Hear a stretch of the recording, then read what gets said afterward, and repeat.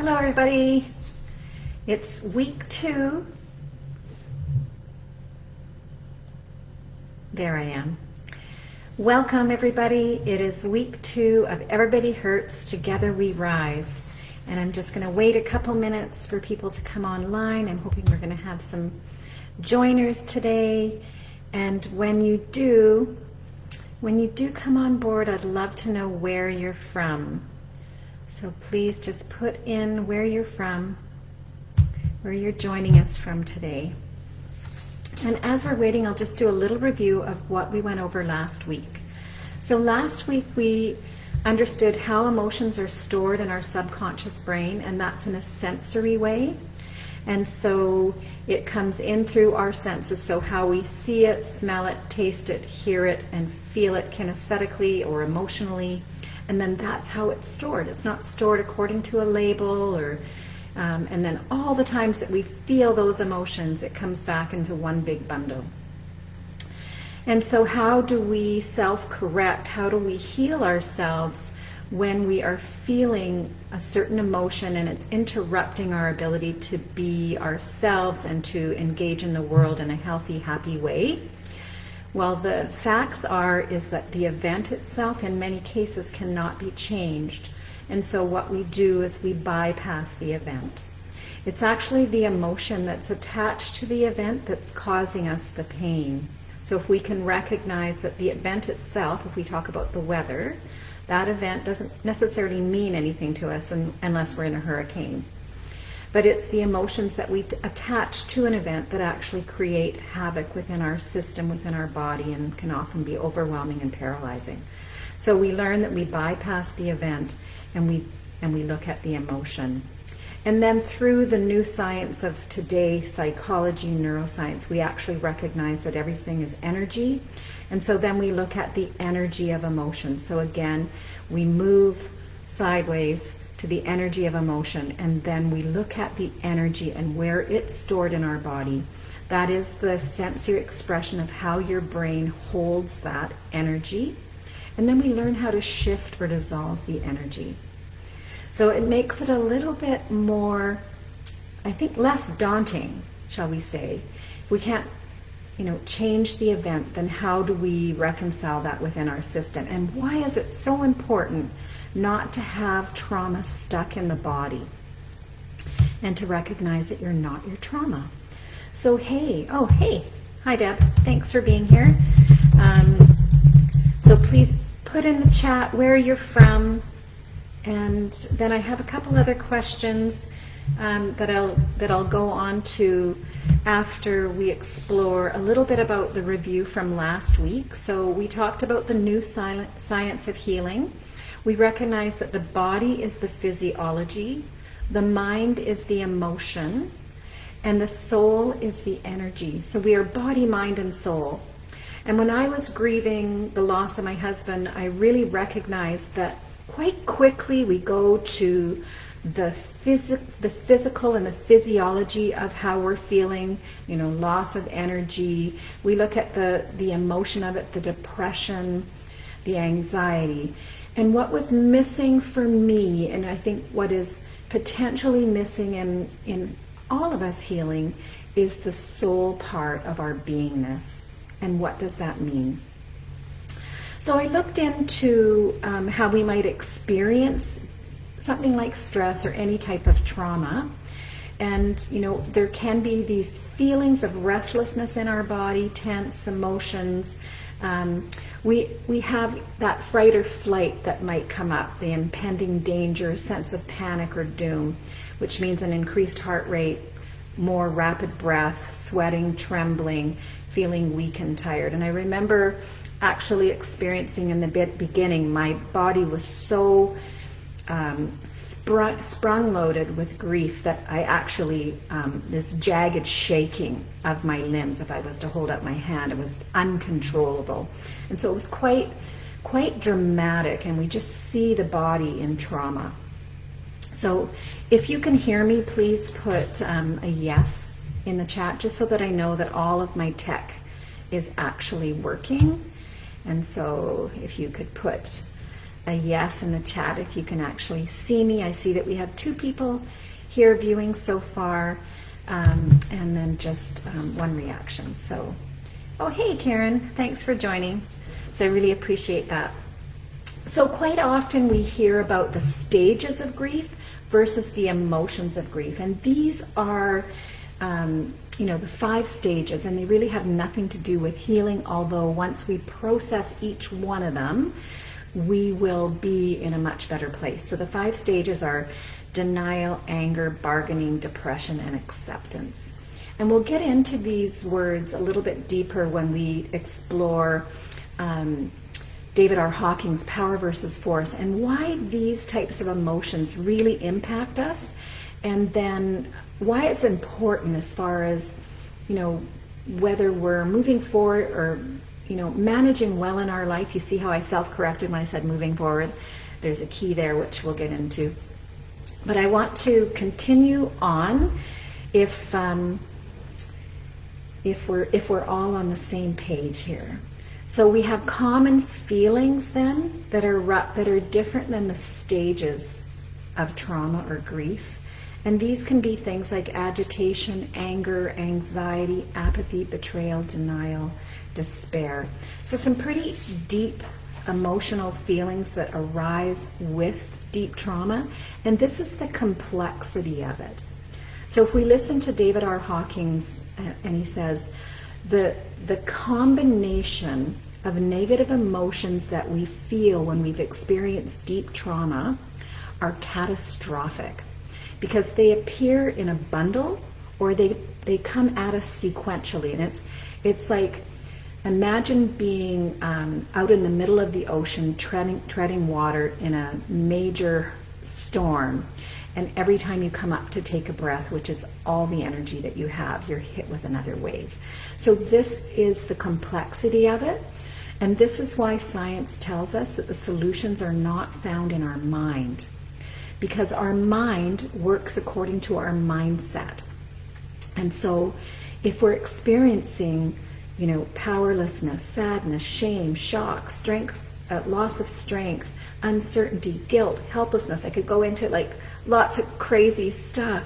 You can see how the mindset is so negative in nature that we actually cannot source a logical, reasonable, rational behavior or choice, because everything is so locked into negativity. So that's one thing. And so we went through that little recap of last week. The event potentially, in many cases, cannot be changed. It's the emotions that are attached to the event that's really affecting us. And then how we get better is we move to the energy of that emotion. And so we're sidestepping and disassociating ourselves from the pain by actually dealing with the emotion, which is now science. And we can see I'm going to provide some social proof here. Time magazine would be many, Scientific America. It's so well grounded in science now, psychology, that we can no longer deny that we have this back door in our psychology that can make us great again. So why not go there?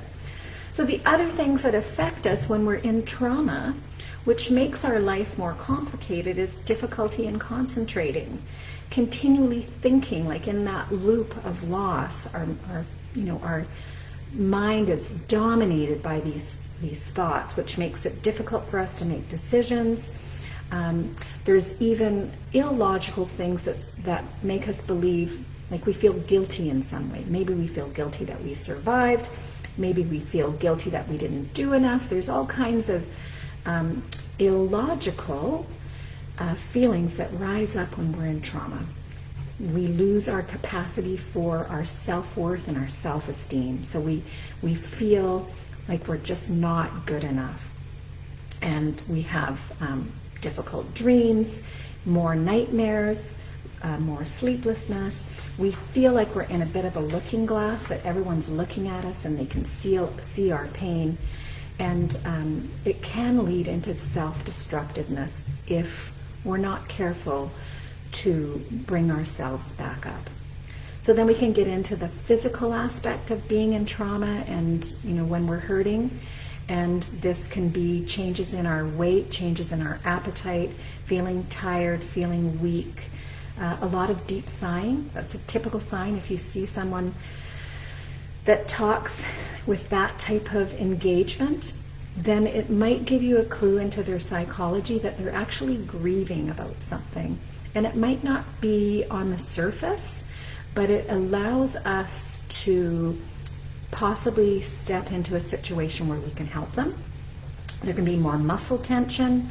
We can feel our heart pound a little bit more headaches, more lack of digestion, all types of physical aspects of trauma, loss, and hurting. And then we get into the spiritual nature of it. Body, mind, and soul. What does that actually mean? Well, this can be our passion and our purpose. There might be a feeling of being lost or feeling abandoned by God, abandoned by someone that we love, that we don't belong. So it gets right into our base psychology of safety, security, survival, love and belonging, self-worth, and self-esteem. These are all our developmental years from our birth through our teenage years, and this is where all the baggage comes in. So really fundamental learning years. And if anybody can relate to that, I'd love to have a 1 in the chat. Just say that we're kind of moving together here to get an understanding of what loss and trauma can do to our body, mind, and soul. And then how do we find that again? How do we bring purpose back into our being so that we can rise out of an experience that has been painful and actually be even stronger than we were before? Because this is my experience, and maybe you've had that experience too. Please put 1 in the chat if you feel like you've come through something difficult and you're actually a more powerful part of yourself now.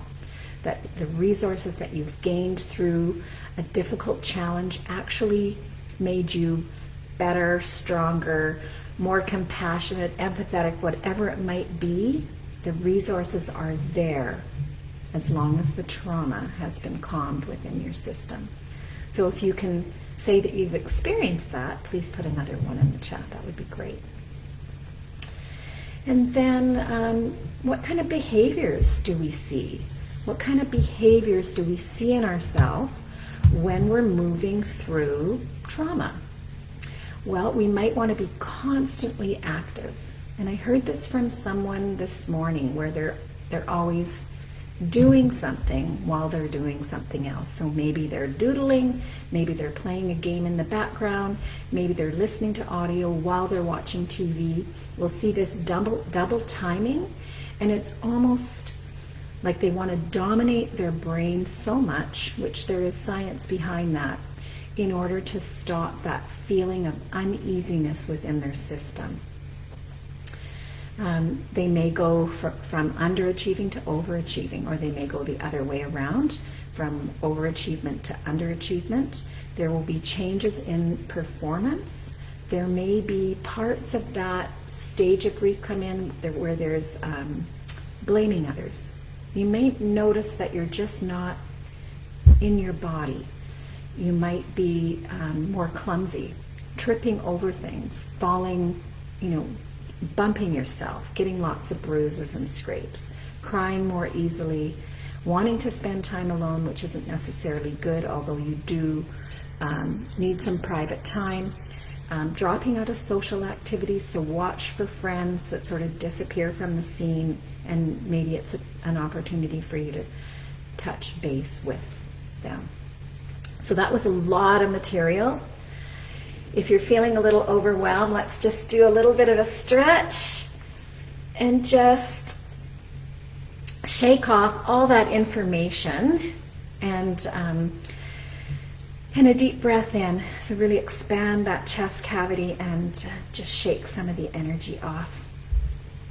And then we get into how to be mindful about the length of time, which I know that everyone's heard, so I don't have to tell you that there is no time limit on grief.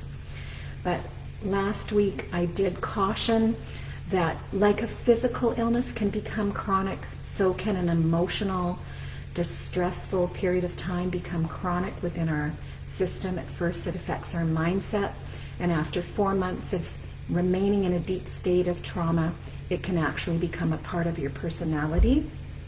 And I'm just taking this information for this next little part that's called Complicated Grief from the Mayo Clinic's website. And they say different people follow different paths through the grieving experience. The order and time of these phases may vary from person to person. So accepting the reality of your loss, allowing yourself to experience the pain of your loss, adjusting to the new reality when the deceased is no longer present, and then having other relationships. And isn't that timely? So they say, if this does not happen within a year, that you've entered a stage of complicated grief.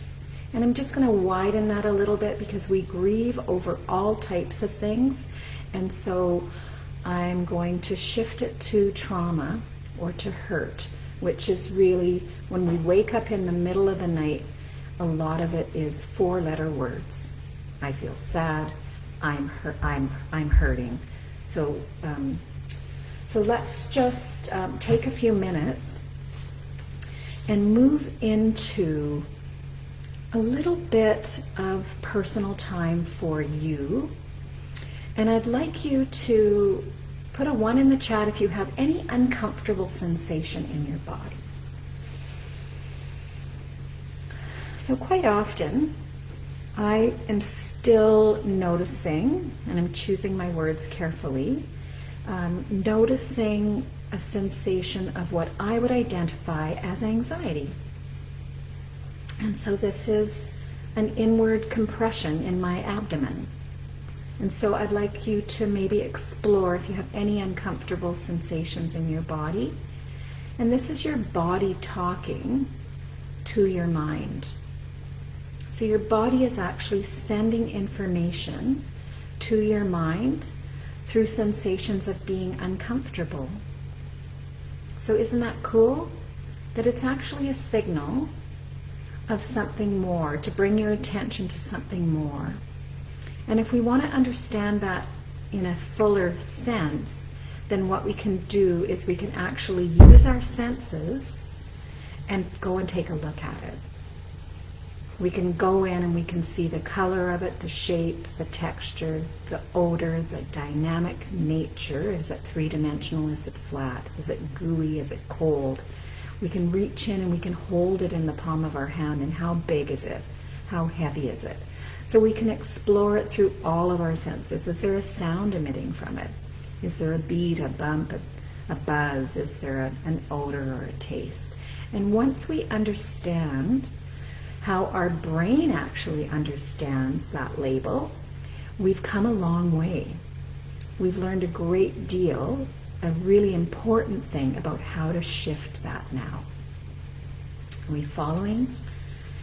You put a 1 in the chat if you are getting the drift of, or you've heard it before and you're like, oh yes, I can actually see it now. I can see that I have this expression within me that's tension, and yet there's more to it than just the label. And then there is a science, there's a method that we learn through NLP that we can shift that. So the brain will have quite a dynamic description of it, sensory description, and then we're going to change it. We're going to change 3 things about it. So that doesn't sound too bad, right? When you go from trauma or grief. There you go, exactly. So Carly Michelle Gibbs defines it again, how we can release the energy. So by changing 3 aspects of it. So last week we changed it visually. So you can go in and you can give your brain a metaphor. So for example, if it's darker color, sometimes what I do is I put it into a glass of milk. So I've got the whiteness. And then I've changed the temperature of it, because milk, we know automatically without even telling our brain that milk comes out of the fridge, and so it's going to be a different temperature, potentially. We can squish it. We want to move in the opposite direction of what it's moving. So if it feels heavy, we want to maybe bounce it upward. So we change 3 things about it. We can start, playing our favorite song inside our head. The other thing that we can do is we can change it physiologically, so the body aspect of it. So when a neural pathway is created, downloaded through your senses, what you see, hear, smell, taste, feel emotionally and kinesthetically, it creates that neural pathway, which relates to that sensation within your body. So it also has a certain heart rate, respiration, and body temperature. So if I was to get up right now and march in the spot, put my hands up, within a very short period of time, I'll feel my heart rate elevate, I'll feel my respiration increase, and I'll begin to sweat. And so therefore, as I'm doing this process and concentrating on this sensation within my body, that neural pathway will collapse, because I've changed my heart rate, respiration, and body temperature. Does that make overcoming emotional pain sound a little bit simpler? I'd love to hear a yes, if that works for you. But then you're going to say, hey, I have kids and they misbehave, and I send them out to play, but when they come back in the house, they still misbehave. So how does that work then? They've gone out and they've played, they've raised their heart rate, their respiration, and their body temperature. But when they come back into that same sort of period of, how they're going to be with mom, they might start to misbehave again. You got it? Right? I did that with my grandkids yesterday, right? So it's like, I totally see it. So why didn't it work? Well, the secret is dominating the RAM in your brain. So as you begin the process of discovering what this sensation really looks like, smells like, sounds like, feels like, and you say, okay, I'm going to do myself a favor and I'm going to march on the spot, the next key is to dominate the RAM of your brain. So one way that's definitely going to dominate the RAM of your brain is to say the alphabet backwards. So here I am, I'm feeling the emotion, I'm like, okay, I'm going to do something good for myself, and I'm going to start to march, and I'm going to start to say the alphabet backwards. So this takes a little bit of practice. So Z, Y, X, so W, right? So I can do this, and I can keep going backward through the alphabet. I'll have to go forward and back in my mind in order to get it right. Doesn't really matter if I get it totally right, but what's happening is I'm dominating my brain while I'm changing my heart rate, respiration, and body temperature. And then once we're finished with that, me as a practitioner of NLP, I would be watching the client, and I would see that they're going to maybe giggle, they're going to start to laugh. You can see that they're kind of enjoying, but maybe just not embarrassed, but slightly just like, oh my goodness, this is hard. And then what I do is I bring them back into recall. And when we bring them back into recall, and you can do this to yourself, and just think about the emotion that you were feeling and see what happens. Just be curious to see what happens inside your body. Because for the most part, that neural pathway will have collapsed, and then you will feel better instantly. So isn't that cool? Put a 1 in the chat if you think it's cool.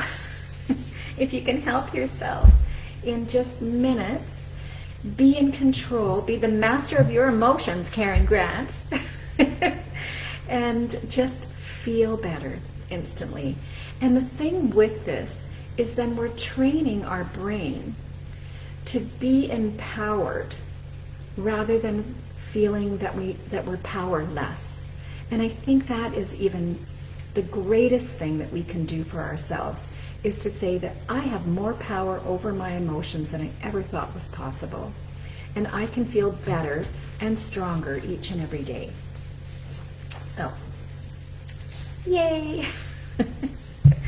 So the other thing that I wanted to just bring to everyone's attention, and many people will already know this, so you might already know this, so I don't have to tell you, but just for the sake of just recall, I'd like you to imagine that we have a scale of 1 to 500 points of energy.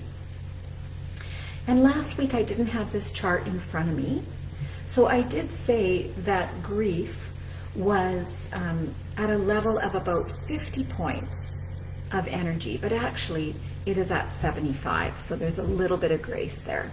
So I'm just going to self-correct what I had said before. And I was also thinking that apathy was 20. So with 0 being, you're done, 20 is pretty low. But actually 20 is shame. So I have a little chart that I took directly out of Power versus Force, David R. Hawking's, one of his writings.